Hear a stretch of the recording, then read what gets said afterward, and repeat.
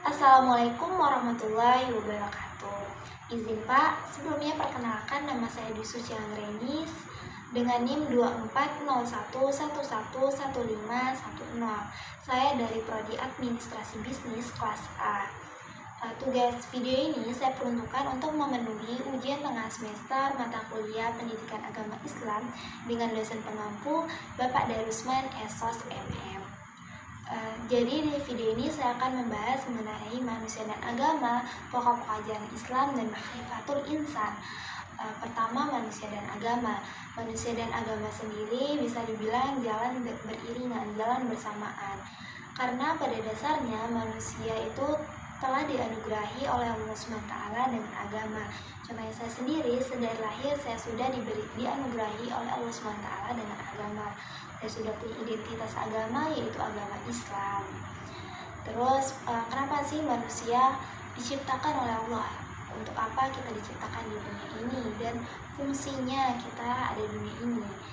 Jadi, ada dua fungsi. Yang pertama sebagai khalifah Allah dan yang kedua sebagai hamba Allah. Khalifah Allah sendiri itu sebagai pemimpin yang diutus oleh Allah untuk memimpin dunia, untuk menjaga dunia agar tidak melenceng dari hal yang sebenarnya, melenceng dari agama Islam. Jadi sebelum kita memimpin, kita perlu yang namanya memimpin diri sendiri. Kita harus memimpin, mengakses, menganukan diri sendiri supaya tidak melenceng dari ajaran agama Islam. Setelah kita bisa mengatur, setelah kita bisa membimbing diri kita sendiri, kita diharapkan bisa membimbing saudara-saudari kita lainnya. Terus yang kedua sebagai hamba Allah. Pada dasarnya juga kita hidup di dunia ini untuk kembali kepada Allah. Itu di salah satu bacaan sholat kita yang berbunyi Inna sholati wa nusuki wa mahyaya wa mamati lillahi rabbil alamin, yang memiliki makna sesungguhnya sholatku, amal ibadahku, semuanya itu kembali lagi kepada Allah. Jadi bisa dibilang kita tuh di dunia ini untuk menggendong, untuk menabung pahala. Terus selanjutnya ada pembahasan tentang pokok-pokok ajaran agama Islam. Itu ada akidah. Akidah sendiri ada iman dan keyakinan. Seorang umat muslim perlu ada yang namanya adanya iman dan keyakinan. Bila kita tidak ada kedua ini, kita bisa hancur, kita bisa bisa terpengaruh oleh adanya dunia-dunia luar, adanya pengaruh-pengaruh dunia luar yang melenceng dari ajaran agama Islam.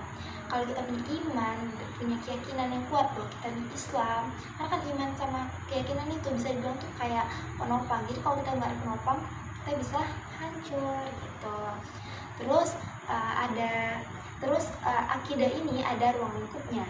Ada 4. Pertama ada ilahiyah. Ilahiyah itu segala pembahasan yang berkaitan dengan atau yang berhubungan dengan Allah, kayak nama-nama Allah, sifat-sifat Allah. Terus yang kedua ada nubuwah. Nubuwah itu segala pembahasan yang berhubungan dengan rasul, dengan nabi, dengan kitab, dengan mukjizat dan mukjizat yang diberikan oleh Allah SWT. Yang ketiga ada ruhaniyah. Ruhaniyah itu segala pembahasan yang berhubungan dengan alam metafisik. Metafisik itu isinya tuh kayak makhluk yang kasat mata, kayak misalnya iblis, jin, syaitan, malaikat gitu. Terus yang keempat ada samiyah. Samiyah itu yang biasa kita ketahui lewat sam'i atau sam'i yang berdasarkan dari nakli atau Al-Quran dan As-Sunnah. Itu tuh kayak kiamat, tanda-tanda kiamat, surga, terus azab kubur, neraka. Nah itu kita nggak bisa prediksi dari buku saja. Kita perlu yang namanya sumber pasti, yaitu dari Al-Quran dan As-Sunnah gitu. As-Sunnah itu ada hadis juga. Ya, selanjutnya ada makrifatul insan. Makrifatul insan adalah mengenal manusia. Ada kalimat yang mengatakan begini, siapa yang mengenal dirinya, niscaya dia akan dapat mengenal Tuhannya. Sebaliknya juga orang yang tidak mengenal dirinya, maka ia tidak dapat mengenal Tuhannya. Itu kata Zakaria Adam 2015. Maksudnya itu kayak kita nih mau membangun relationship ke orang lain, kita perlu yang namanya mengenal diri kita sendiri dulu, supaya tidak terjadi tidak menambahkan masalah. Karena kita belum mengenal diri sendiri, kita perlu lagi mengenal orang lain. Nah, itu malah menjadi masalah dan malah bisa membuat kita melenceng dari ajaran agama Islam. Contohnya aku sendiri, aku pribadi orangnya malu, orangnya yang kalau ngomong di depan masih belum bisa dipahami oleh orang lain gitu. Jadi aku merasa aku perlu dalam baca Al-Quran untuk lebih hati-hati, lebih tempo bacanya lebih dikurangi lagi, jangan terlalu laju.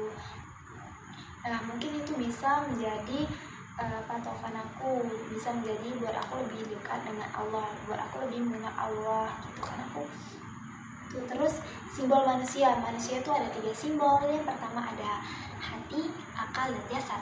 Semuanya saling berkaitan. Hati itu kalau hati kita bersih, hati kita baik, kita bisa berakal baik. Kalau akal kita udah baik, insya Allah jasad kita akan diterima dengan baik oleh dunia atau kehidupan selanjutnya. Mungkin segitu saja yang dapat saya sampaikan. Sebelumnya mohon maaf apabila ada salah kata atau salah dalam pembahasan saya mohon maaf, karena sejujurnya saya juga masih pelajar, masih butuh banyak-banyak belajar, masih perlu banyak-banyak saran dan kritik. Sekian dari saya. Wassalamualaikum warahmatullahi wabarakatuh.